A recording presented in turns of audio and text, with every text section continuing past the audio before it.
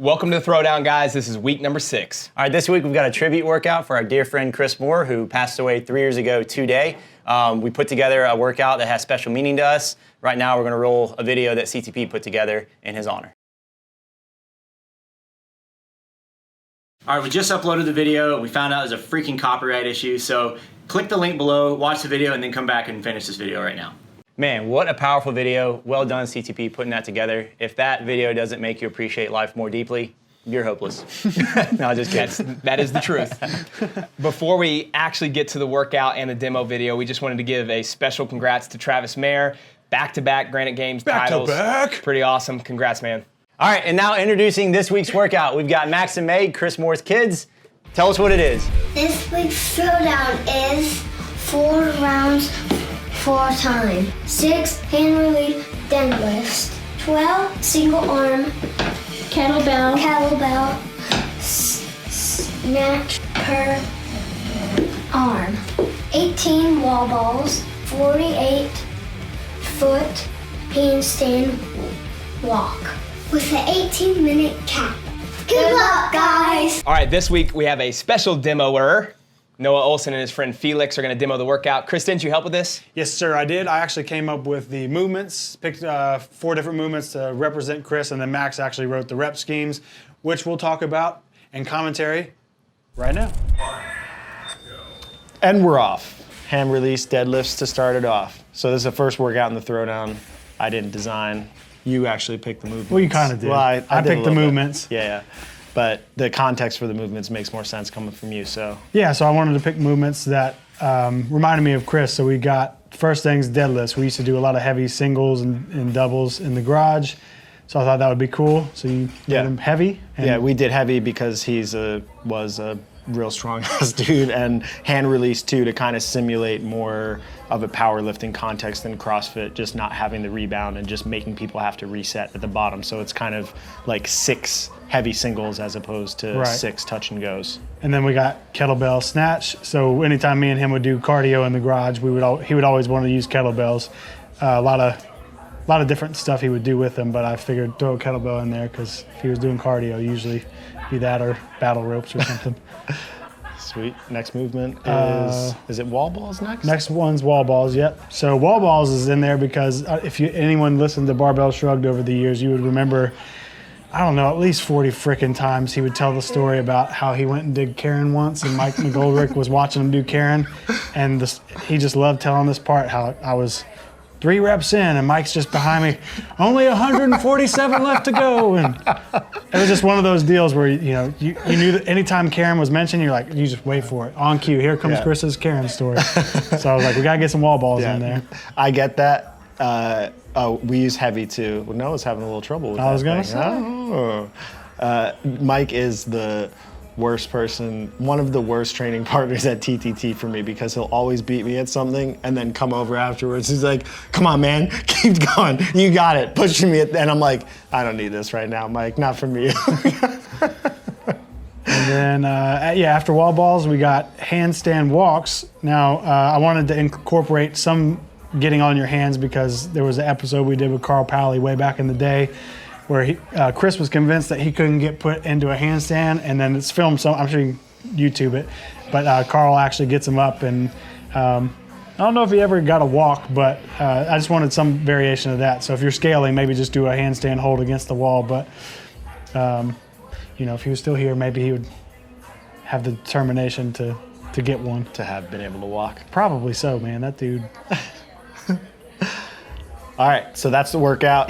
Well, those are the movements. Then we just basically came up with a rep scheme that made sense for creating a CrossFit workout out of it. Obviously, these are some pretty heavy weights, pretty complex movements, things people probably at a broad level might not be able to do, so make sure you scale appropriately. Yeah, I want to really enforce that, because this is like a named workout. Like, I wanted to say, well, he's a hero to me, so I'll say it. It could be a named workout to you, but so, people usually when you're doing those workouts, I'm going for it because it's a tribute. Yeah. But the last thing I want to have happen on this tribute workout to my homie is everyone get hurt, their backs rip, and then, no.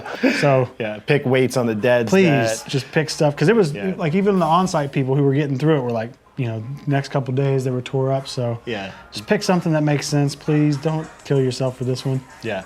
But Noah's results, at least I know he did this on Saturday, and I've read his results on Monday. So I know he was pretty good, did it in a pretty good amount of time. So I think for the elites, just like a normal tough workout. For the 3 elites out there. Yeah, for the 5. For everyone else. Yeah, for the 5 of you that are actually games athletes.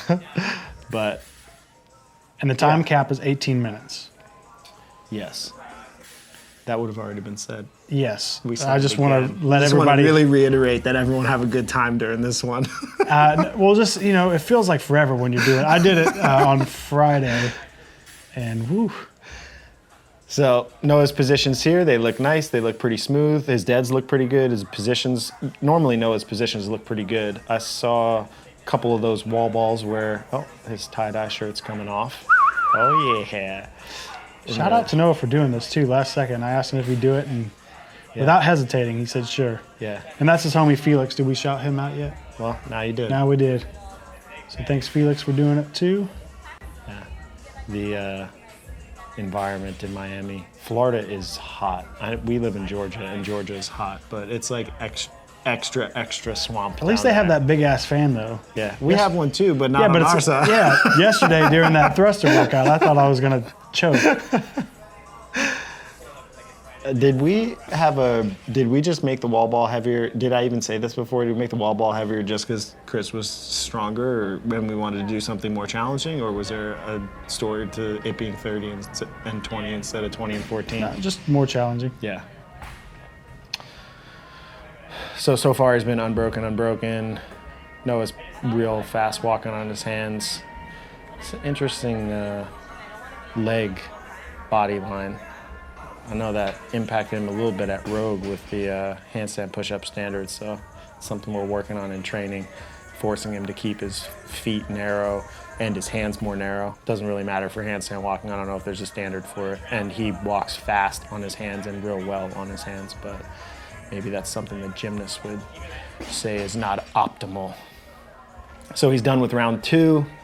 The clock reads 6:40 on the QuickTime player, which is probably less than that. We're probably somewhere in the high fives or something. You'll have the clock playing right now. Clock will be up there. I don't see. Yeah, we can't see it right now, but if you're watching, you'll see a clock.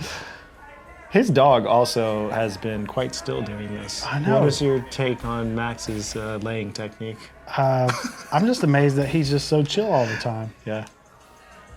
Well, Noah works him up.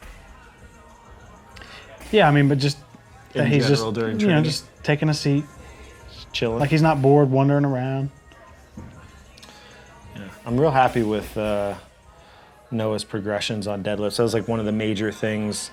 I feel like it's been something in his whole training career that he hasn't, or CrossFit career. I think starting with the 2013 regionals, he was in the lead until the 21:15.9 deadlift box jump workout, and then that workout took him out of the lead, and then eventually had him not qualify. And then the next year was his first year to the games qualifying, where he's been, I think now 6 in a row, 14, 15, 16, 17, 18, 19. Yeah, so this will be his 6th games.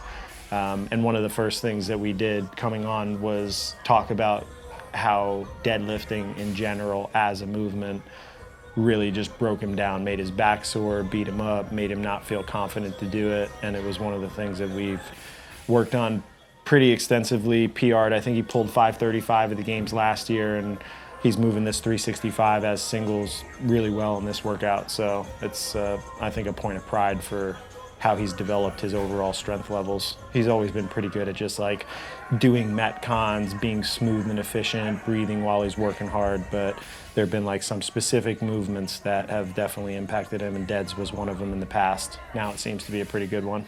And having to do all 12 of those on one hand sucks. Especially after that deadlift, your back is just already tight. And then, I mean, all of it just makes your back tight. Yeah. So going into those 12 and not being able to alternate, you're just like, oh. Did you do them unbroken? I did. I only got to 2 of the sets unbroken, and then I started breaking them. What, like 6-6? Yeah, I think I did drop, 6. 6. Yeah. Pick it up with the other hand. No, I didn't pick it up. I mean, you got to finish all 12. Yeah, 6. Yeah. 6, Sorry. then switch. All right, more wall balls. Round 3? This is the end of round 3, right? I think so. I wish I had a little stopwatch that I took split times on. He looks like he's moving pretty good. His boy Felix is at the same point as him? Same wall ball round? Honestly, Sorry, Felix, I know. haven't been watching you. I've been watching Noah. He's probably used to it. Yeah. But he must, if he is in the same round, he's moving pretty well. I don't know if he's been lapped already at this point. No. Let's see what his walks look like. Now the eye has been turned on you. Slow transition, man. You'd be being passed by 20 people at the games, and not me, because I'd be with you doing that slow transition, taking my time.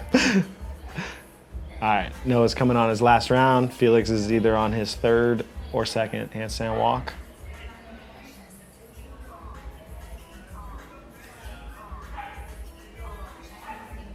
And he's up.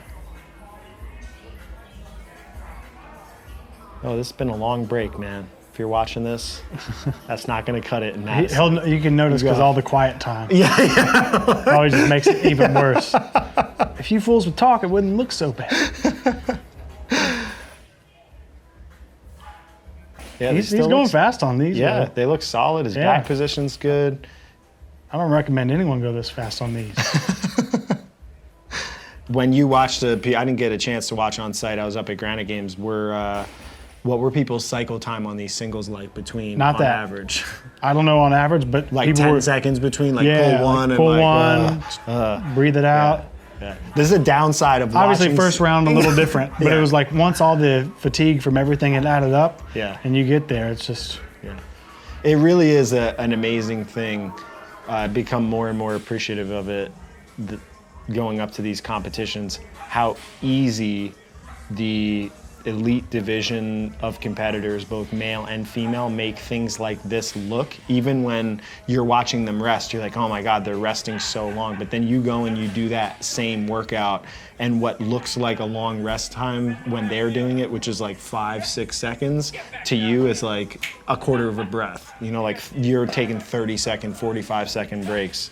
So it's a really good, I think it's a really nice thing to appreciate watching something like this, but maybe from a practical perspective, not going to really help you come up with your strategies and plans. Yeah, we need to film me one day. Yeah. We should have like a Throwdown demo video of just like Me doing them? Yeah. Because this way you could get a realistic expectation / kick my ass. Everybody goes home happy. they watch you do it and they're like, oh, I could beat that. Oh, man. Yeah. Well, this guy's positions look pretty solid too. Let's count his rest time. So 3, 4, 5, 6, 7, 8, 9, 10. Yeah, 10 seconds between singles. I'd say that's pretty typical from what I saw. Yeah, and his positions relative to his first set look like they're breaking a little bit, but he's still moving the weight pretty good. I'm assuming that he did it RX. Did Noah tell you what his weight selection was? I'm not sure. Okay. What Noah's was or what his No, was? what Felix's I'm not was. Sure. Okay. But man, I can't say it again. If you're pulling like shit, please just drop the weight. Yeah. I don't want people getting hurt on a tribute workout. Yeah. I mean, I think that's actually true in general. The Throwdown is about building community and giving people open practice and giving you announcements and all of that stuff. But if you don't keep yourself healthy to be able to do the Throwdowns continuously, all right, so Noah just finished. Back to my thought, if you don't keep yourself healthy enough to do the Throwdowns on a regular basis, you're not going to be able to develop. These guys have been doing CrossFit for 7 straight years at a competitive level, and that allows them to build the resilience and the practice that's required. So if you're letting your ego dictate it by just saying like, oh, I did this workout RX, you're probably not getting better. Yeah, just do a weight that makes sense and push hard doing that. Yeah, and then allow It's so those easy to weights. say, and then once you're in the moment, you just want to do it. But please, Especially Don't- on this. don't this one. Yeah, just for this one. if you want to Murph like crazy or all those other ones, Fran, do it. All right, so there you have it. That's Noah finishing. What was Noah's finish time exactly? 12-13. 12:13. Felix ended up finishing 3 full rounds and 1 deadlift under the time cap. I about 10 seconds between his deads, which is probably more realistic than what you saw from Noah. Don't do what Noah's doing. If you do what Noah's doing, and you better be Matt Fraser. Yeah, you better be somebody who's pretty good, or be using a weight that is more appropriate. I think we are going to have scaling options in terms of a percentage of 1 rep max, about 70%. I think for Noah being at a 525 or 535 max, that translates to 70% on the barbell for him. So if you want to cycle the barbell like he does, that'd probably be an appropriate load selection for you. And the other movements as well, you could scale the wall ball, scale the handstand walk to pike shoulder taps, plank walks, overhead walks, just something that allows you to keep moving and Shrimp still. scampi. Bubba gump shrimp. No, give us a better one. Come on. I can't do it on the spot. That's all I ask of you. Just start with fried Shrimp cocktail, fried shrimp. You can do shrimp just about any way. You've done better. I have done better. I saw put on the spot like this, man. It's okay. It's my fault. I believed in you. All right, so with this being a tribute workout or a named workout, most people almost feel like they're doing a disservice not doing it as RX. However, we don't want people to like blow out their backs. We want it to be a good challenge, but we also want you to be able to train smart. So Brandon, with that said, what would you recommend scaling for this workout, changing, modifications, etc.? Yeah, most of it's going to be load or the skill of the handstand walk. So we put some scaling options below in the description of the YouTube channel. You can see the deadlift, the snatches, the wall balls, all of the weights that we'd recommend, and then obviously some scaling options for the handstand walk. I get that people want to do the RX weight, but for this part of the process is like, we want you to be able to finish this workout in the time cap. Most people probably won't, but we want you to kind of find the weight that will allow you to do that so you get the experience of all 4 rounds and being able to honor Chris in that way. Yeah, you're not just totally bottlenecked and then, time's up, you got 1 round. Exactly. So let's break down this workout. Because no one ever wants to scale the hero workouts. For sure. And I just remember, we never said why it's Sluggo. His name in football was Sluggo, and he got hazed all the time until he earned his way to beat Chris. So that always used to make me laugh. So if you're wondering why the hell is it called Sluggo, that's why. Awesome. All right, now let's break it down. Yeah, let's break down this workout, guys. How do we do this? I did the workout. Yes. This is what I felt. All right, I'll go one movement at a time. So the deadlifts. This will take 37 minutes. Yeah, I love the standard of this deadlift. It's such a different challenge. So the standard of having to lower the bar down, you can't drop it from the top, and then having to actually release your hands makes you pull it from a dead stop. So 365 pounds is something I can normally like rep out in a workout. Yeah.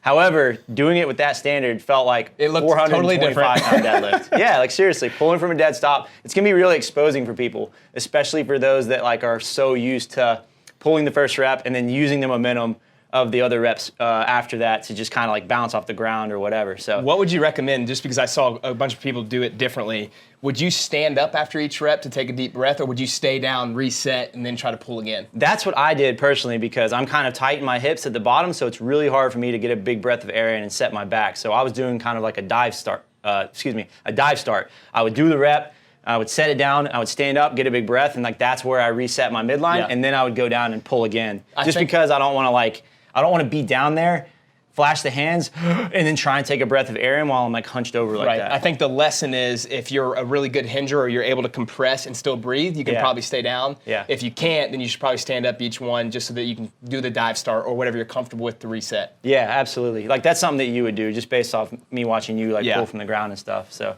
that was really it. I just kind of tried to put myself on a little bit of a clock with that. Like it's really easy to want to doing these 6 reps and having to break them up like that.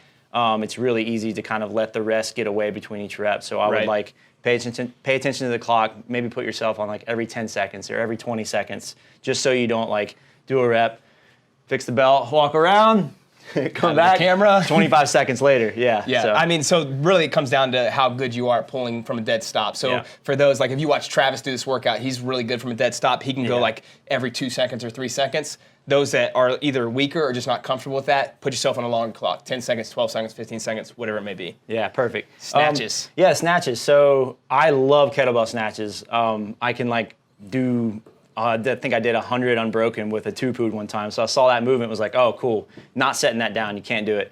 However, as the volume went on through the workout, it wasn't necessarily a grip limiter, it was more so my back. So like the setup of the deadlift going into the snatches, the first few rounds was pretty easy, but just basically pulling for that long. You know, like if you do 12 unbroken on one side and then switch to 12 unbroken on the other, my lumbar and my spinal erectors just started getting really tight and tired. So, you know, hindsight, I think I did the right strategy. I just went 12 unbroken each side, but I think I would probably next time even just do 6s to just get the kettlebell down off of me and keep my cycle rate faster. I was doing 12 unbroken and it was just really slow. Right. I was kind of pausing at the top and then coming down, all for the sake of trying to stay unbroken. So I would recommend, or you know, if I was to do this again, to break it, keep the cycle rate a little bit faster, and just get the kettlebell out of my hand so I have like a little break less in time tension. under tension. Yeah, I mean, exactly. if you're doing 12 at like a normal pace, that's probably 2 seconds per rep, which is 24 seconds per side. Yeah. So you're talking about 48 seconds of just doing kettlebell snatches, which is a lot of time. Yeah. So I think that obviously, you know, it's going to be dependent on how efficient someone is at that movement. I saw like Colson Lamb Casey was doing them, in the 35-pound kettlebell for her was really light, and so she was able to go fast. Yeah. But there were some of my other athletes that were there that I said, hey, you should probably go 6-6 or 8-4 on both arms, and then quickly transition to the next arm, do your 8, rest, do 4. Yeah. Again, it's about trying to find the pace that fits your abilities. Sure, yeah. I mean, that's a movement that I can typically breathe on, and I know I can push the pace on that and like pull the kettlebell down to try and cycle it faster. But 4 rounds of this was a pretty long time. I was also trying to manage my heart rate and my breathing because I knew that the handstand walk could become a mess. So like I can handstand walk, but this pretty well, but this is almost 200 feet. Yeah. And like, you know, if you blow it out and your respiration is completely out of control, like you're just going to be a mess on the handstand walk. Right. So before we actually get to the handstand walks, I think there's some pacing strategies there. The wall balls, it was heavier wall balls, so 30 pounds for the guys, 20 pounds for the ladies. How would you break that up? I did 10-8. I don't really see a need to do any less than that. Or I don't see a real reason to have to go unbroken because wall ball breaks are really quick. Like it doesn't take any time. It's not like you're having to control the ball or the bar's bouncing away from you. You're having to step away and reset. Like literally the ball drops, you just bend back down and pick it back up. It's like one of the fastest breaks you can do compared to like a lot of movements out there. So You'd be surprised with what you My 30 seconds. My ball accidentally got kicked over. Yeah. So, oh man, I was at a competition one time. Tangent here. I was at a competition one time doing wall ball, and they had it set up to where you're throwing to a wooden target, and there was like a hill down there, behind the target, and I missed. It hit my foot and rolled down the hill. I had to run all the way down the hill and get the ball and bring it back up. Mike's It took doing me a like 200-meter shuttle. 45 seconds. I was so mad. Anyway, yeah. So I mean, I would recommend one break on the wall ball. A set of 10, like to me, doesn't really feel like 6 to 10 reps felt the exact same. Going 18 is pretty tough with a 30-pound. The week before we did the row calories and wall ball at the start of the workout, and like 10 is like right around that threshold for that weight of wall ball, I think, to where you start like really kind of dipping into like having to try really hard to hit the target and stuff. Yeah. And then what about the handstand walk? I know that 2 years ago when there was the deadlift handstand walk combo in the open, a lot of people were like, man, my back blew up on the handstand walk, and a lot of that's position. Yeah. But did you feel that here? I did, yeah. I felt it as a result from the handstand walk. I didn't feel it when I was doing the handstand walk. So what I mean is like all the pulling and then going into this arched position, when I came back to the deadlifts after that handstand walk, basically being overextended like this for 30 seconds, I could feel it. But for me, the biggest thing was just trusting my ability on my hands, because you get done with those 3 movements, your heart rate's up, your shoulders are burning pretty good at that point from doing all the snatches and then wall balls, that it's almost natural for you to want to wait until you feel really fresh to kick up. And in this workout, your handstand walks are never going to feel fresh. You're just going to accept that you're going to be walking really disoriented, and like, you're going to have to deal with weird midline bracing issues and breathing being super high and some shoulder fatigue. So it's one of those, like, if you're pretty good on your hands, you need to take some chances. You got to kick up. You got to get your speed going so that your feet are actually pulling you forward. It's a minimum of 12-foot increments, so you do have to be careful if you're someone that's not really good at doing unbroken segments. 12's not a ton, but it's definitely not a little. So just be conscious of that. And then the other thing I actually did this in the second round, is like, let me see if I can kick up and just do 12 feet and kick back down really quick to kind of like chip at it a little more. I tried that to see if it would like help keep heart rate down a little bit. I could break things up a little bit. It didn't make a difference. 24 feet felt the same to me. So just consider that. That's most of the feedback that I've gotten from people, is that just trying to do smaller segments, for the most part, if they're efficient at it, doesn't really help keep their heart rate controlled.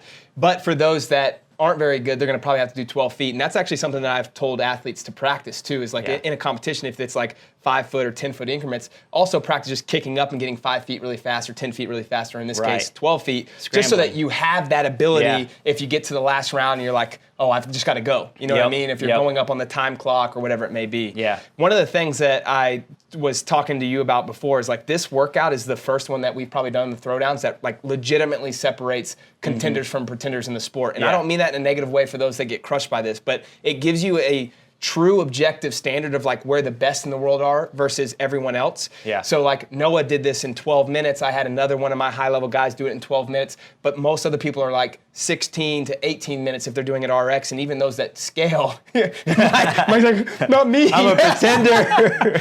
But it just to be elite, it shows you that how big the gap actually is. Yeah. Whereas like in 19-1, for example, there were a lot of guys that felt really good about themselves because they got 9.5 rounds, and it's like that workout didn't really separate the best. No strength, not a huge strength requirement, and very low skill, right? Right. Very simple right. movements. And not to say that that's not impressive that a lot of people were yeah. over 9 rounds, or a lot of females were over 9 rounds. But again, this kind of workout, like you really have to have everything and be well-rounded at the skills too, because handstand walks are in there. Yeah. And so if you know that you struggle with some of these movements, then you can start to evaluate, like, what does it take to be elite in the sport? Like 12 minutes on this workout is elite in the sport, and you'd see probably some guys in the 10, 30 to 11-minute range that are just really strong. So keep that in mind. Yeah, I would see like elite level guys, it's still coming down to a handstand walk for them. Sure. Because the first 3 movements are pretty simple. Yep. And at that level, these guys are going to be able to handle that weight well. So it's going to come down to like who has the best management of fatigue while doing the handstand walks. And someone like Noah and Joey, they can run on their hands, and like these movements just didn't affect them. So. Right. For sure. So we got an Insta Spotlight from last week. We've got Turbo Geeks Pod. Turbo Geeks Pod. Yeah. All right, we got an awesome group doing it here, going super fast. You think this is time lapse? I know. I think that's real. Man, always love seeing these videos. It's awesome to see you guys throwing down. I love the community. I love building the group together. It's really cool. And if you want to be on the next episode, use the hashtag. Hashtag tttTD6. And is that all we got, boys? I think that's all we got. That's it. Actually, before we go, we got Chris's book there. I just talked to Chris's wife, Janie, and they are doing pre-orders for a new shipment. So you can go get T-shirts. All that stuff goes to support the family. And where do you go for that? It's barbellbuddha.com for all your barbell Buddha needs. Awesome. All right, guys, good luck. It's a wrap, you know what I'm saying? Your boy Project Pata in this thing, man. Hey, look, man, thank y'all for watching Training Think Tank's YouTube channel. Y'all hit that motherfucking subscribe button, you know what I'm saying? So y'all go ahead, man. Thank y'all for watching the channel, you know what I'm saying? Hit that motherfucking subscribe button. Let it be known what it be known, what it be known, you know what I'm saying? Pata.